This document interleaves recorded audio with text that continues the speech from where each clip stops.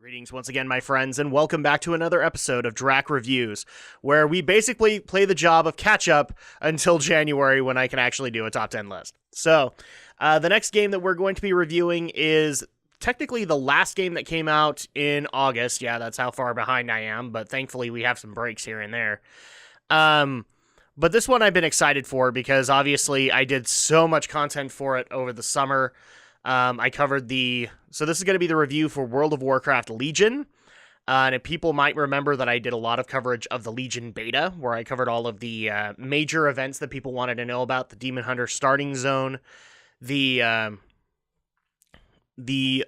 Broken Shore quest line for both the Alliance and the Horde, and got a unique experience from both of them, so that was awesome for me. And then also I covered all of the artifact quest lines that each character got for each of their specs. So there was lots to cover there, as well as I've been recording tons of WoW footage, including starting the Tale of Drakfu, Dungeons and Drakfus, all that other stuff.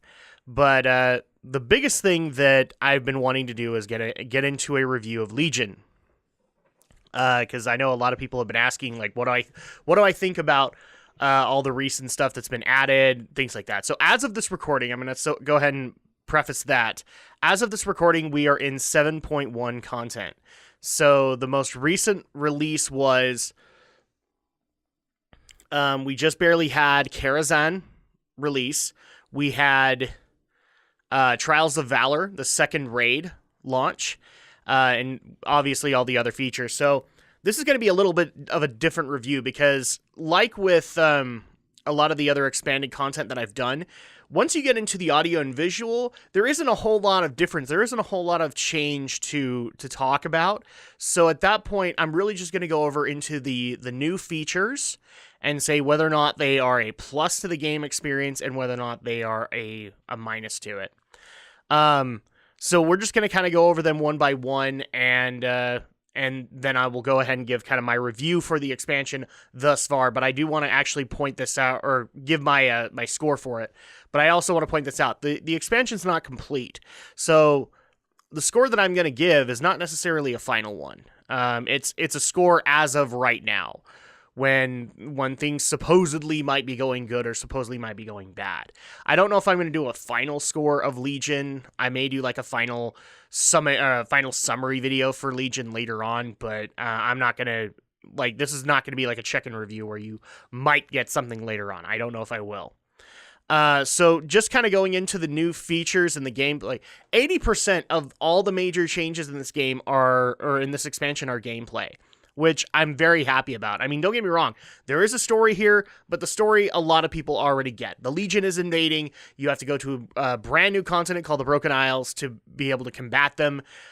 With that, you also get some gameplay additions, which is why I want to go into the gameplay stuff. But you also get a lot of nods to fan service. I mean, for crying out loud, druids get lots of attention with Val'sharah, as well as their order hall, the Dream Grove. Excuse me. And on top of that, like, all of the questing that takes place aside from the Broken Isles, like, you are going out into the world to do some of these class quests that you will get. So there's lots of story to be able to go over, and if you want more definitive details on that, you guys can check out my Legion beta videos, amongst the Tale of Drakfu. I've talked about Legion a little bit in it. So with the gameplay additions, there is so much to go over. And I'm just going to kind of try to keep my thoughts as brief as I can, because I could honestly ramble about a lot of this stuff for a long time, and I don't want to end up with like a 30-minute video. My thoughts on the artifact weapons. I went over this a little bit in the Legion beta videos, but a lot of people have been asking, so have my thoughts on the artifacts changed now that I've gone a little bit deeper into the game? Honestly, they haven't. I love the storyline behind them. I love the artifact power system and how it works. I think that I would tend to agree with a lot of people who are saying that the artifact power system and the talents on the weapon are very much akin to classic World of Warcraft talents and should be treated as such. and therefore kind of a little nod to those who have been screaming, we don't like the new talent systems. We want to be able to have a classic talent tree. And there you go. Blizzard gave you one that's more specific to your spec. So now I actually think it's a plus, because with the old classic talent trees, you always, you weren't exactly buying into every talent for, in my case, like I'm a balanced druid right now. So I wasn't buying every talent in balance, because I eventually wanted to have like 5 or 10 to be able to go spend and say Feral or Restoration. And so at that point, I love the fact that the weapon is completely built around the spec and therefore encourages you to get every talent out of it. And it doesn't feel like, oh, you have to have it. No, you want to have it. That may be a little confusing for a lot of people, because some of us may look at this and go, well, I don't know if I necessarily want plus 2% damage to my Moonfire or to my Judgment. But you kind of do. It encourages you to have that because it works into the spec.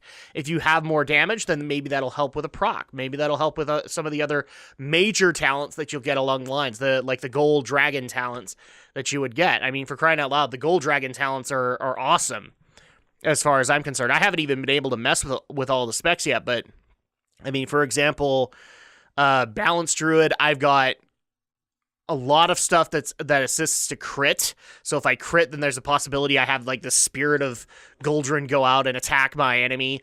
I also have the possibility of, if I crit with somebody in my Starfall, then that damage would be passed over to another adjacent enemy. What was another one? The fact when I cast I can't remember what it's called, but the Celeste, or the Incarnation talent, that every spell that I cast gives me like a 2% haste proc that stacks. That's amazing to me. So, and from what I've been able to tell, all of the talent trees do tons of perks to that specific spec. So I really don't have a complaint with the artifact power system, and the artifacts in general are amazing. If for no other reason than to go through the story to unlock them. I mean, there are already some artifacts that I never will touch. The Restoration Druid comes to mind. I'm not really interested in doing that, or Subtlety Rogue. But I still want to have the quest line. I still want to be able to go through that story. I think that would be amazing, and I like the fact that I can do that. The next one would be the Order Hall system, and my thoughts on it compared to Garrisons. It is a huge improvement to Garrisons as far as I'm concerned. Like, I know I've been a very pro Garrison guy on a lot of videos, and I still kind of am. I still like the concept of the Garrison. But I do also agree with a lot of people that it did hinder the experience. It didn't get you out into Draenor. It kept you in to go and do missions and all that. And it also became a really great way to fuel your alt effort instead of like making herbs and things like that. It almost made herbs and minerals kind of non-existent because you could easily make them. They were easy enough to come across that, I still remember going back in the day trying to get 20 Peace Bloom, and it was a costly experience. But in this case, like I still remember back in Warlords of Draenor, if I was maybe a stack short of Starflower or something like that, sometimes on the auction house I wouldn't even find them. So because in a lot of cases you could just get them easy, so why worry about it? So I do like the fact that the Order Hall doesn't have elements like that in it, but I love the fact that, the Garrison mission campaign didn't really feel all that epic. Because, it took you out into the world, but as soon as you were done with the mission, it was just like, oh, okay, well, then I gotta wait the next day for the next mission. The Order Hall keeps you involved from minute one. Like I did my Druid Order Hall campaign. I'm working right now on a couple of alts, Death Knight in particular. It keeps you involved. There is an overall goal. You know what that is. And once you actually unlock that next quest, you're excited because I can finally go into the next piece of the story. So I really do like the Order Halls in that regard. My one complaint with the Order Halls, well, I had two complaints. One of them has been fixed. And that was there was no mailbox in the Order Hall.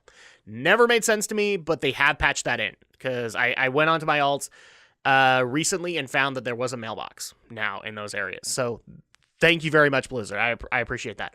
My second major complaint with the Order Hall is, can you please increase my champion cap?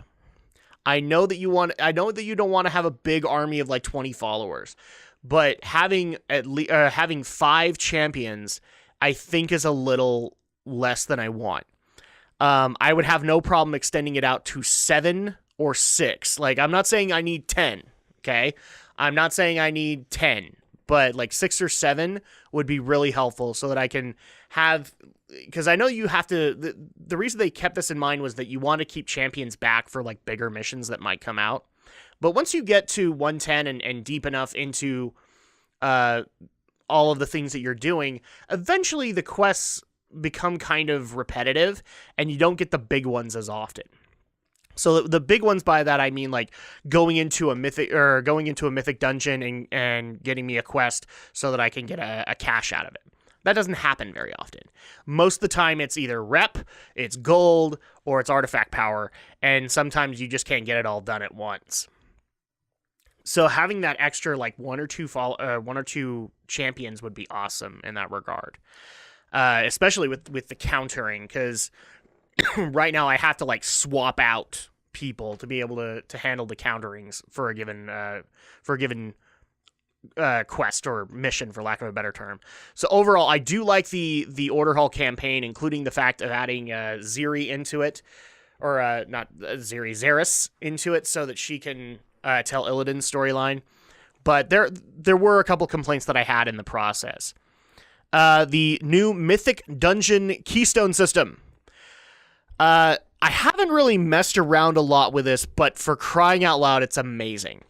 It's one of those things where I get why they wanted to add in challenge modes, but this is really what challenge modes should have been, is being able to scale up the difficulty as you went, instead of just having a bronze, gold, silver, or bronze, silver, gold system. So I really do like that they've added into that, and they even reward you if you can complete it faster. Then you get additional gear and chests. So that's actually a great idea as far as I'm concerned, because eventually people will get really good at completing a Keystone +1 or Keystone 1 through 5. And so at that point you can get those additional rewards, maybe even for your off spec. But at that point, once it starts getting more difficult, then it feels difficult. So, and I believe right now it's capped. I think it's capped at like 15. You can't go higher than that. Because I think they said in 7.2 they were going to up it. So I like that concept, because 15 is a lot. I mean, I've only gone as far as like Mythic 4. Yeah, I don't have a whole lot of time, people. So I've only gone as high as Mythic 4, and I found that pretty challenging. The other thing that I will also say is a major plus that I've seen people bounce back and forth on is the World Quest system. Okay. I actually had a subscriber come to me and go, well, what do you think of the World Quest system? Does this improve upon the daily system? Okay. First of all, I wasn't necessarily against dailies. Okay. Dailies was okay. It's just in certain expansions, it was not utilized properly. I would say in Burning Crusade, dailies were not utilized properly. I would also say one of my complaints with Mists of Pandaria was the dailies were not used properly. There were way too many dailies to do. And so at that point, I get a lot of the complaints that people had with that, because I had them too. Wrath of the Lich King I thought was a nice little balance, but Wrath of the Lich King, like second to last patch, where you had Argent Tournament, you had a bunch of other dailies to be able to go do. That was a nice little, nice balance right there, is that you could go from, maybe you didn't want to do every single daily that day. Maybe you just wanted to target 2 factions, and you would still get a lot done. So at that point, compared to that, what do I think of the World Quest system? I've been making jokes that this is Diablo, or this is World of Warcraft Diablo Edition, and this is the perfect example of it, because the World Quests are adventure mode, and I have no problem with that. I actually don't. I love the fact that I have to go out into the world to go and do, like, some of these quests do repeat, and I'm okay with that, because then I can kind of pick and choose if I want to. Like, if I don't have a whole lot of time and I just want to, like, I have wardens, and wardens is nothing but bosses, I can just go kill bosses, kind of thing. Or if I've got Valarjar and I have, you know, I'm low on order resources, but I also want artifact power, I can focus on the artifact power and order resource missions. So I really do like the world quest system, especially in the fact that it gave me an item that basically lets you call up a griffin to take you to the nearest light point. That's amazing, because that keeps the flow so much better. That's one of the improvements that I think overall has happened with Legion, is flow is a lot better. Questing flow while you're leveling. Questing flow in world quests. Flow of dungeons. Flow of raids. All of it's amazing. Such a huge improvement from previous expansions. So, you know, to a lot of the people who are criticizing Legion and saying, you know, it's just fan service. It's just saying, oh, well, you know, our numbers are hurting and therefore we're just going to pull out as much fan service as we can. That may be the case, but they've done it all in the right way. And that's why in a lot of cases I have no problem giving Legion a final score of 9 out of 10. Does it have problems? Yeah, every expansion has problems. There are things I've not agreed with in Legion as well as in other expansions. It's just a lot of the main features of the game are amazing in that regard. One of the biggest problems, you know, since I haven't really talked about that, one of the biggest problems I have right now with Legion, I can't really do alts on it. I know a lot of people have been complaining about it, but I'm going to add my hat into the ring, so to speak. I have not been able to do anything with a dang alt. I've spent so much time on my druid. I'm actually almost burnt out on my druid. And I love my druid. And so at that point, I have to find little ways to be able to get myself over into an alt so that I can have a brand spanking new experience. I'm like at that point where I don't care if I'm repeating the Stormheim questing experience. I don't care if I'm repeating High Mountain. I want on an alt. So at that point, that's a major complaint that I have for it, but I have no problem giving it a 9 out of 10. It's a solid A effort from Blizzard, especially compared to Warlords of Draenor. They've learned their lessons from a lot of the problems that happened with that expansion and previous expansions before that. And so at that point, it's easily a 9 out of 10. It's a solid A, and I'm glad that a lot of friends are actually returning to try out Legion.